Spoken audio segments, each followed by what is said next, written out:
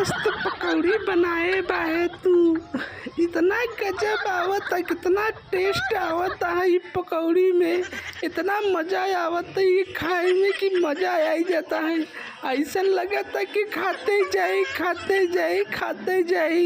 कितना खाए ले कि हम पेटवा हमारे एकदम भर जाए। इतना मस्त मज़ा आवता। अरे का कही तो के हम तय हमें मेहर मऊगा बनाए दिले बाड़े है। तो धोती कचारत है, तो साया कचारत है, तो ब्लाउज कचारत है, तो के खाना बनाए के देता है।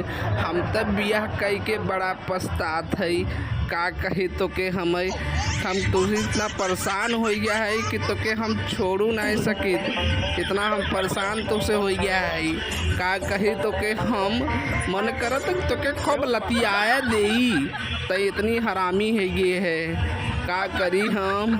अरे तुम्हें सब बतावा साढ़ू भाई हरे। का करी हम तुम्हें सब कुछ बतावा, दिमाग बतावा साढ़ू भाई हरे। चैनल के सब्सक्राइब कर दे हो साढ़ू भाई, हम तब परेशान हबई करे।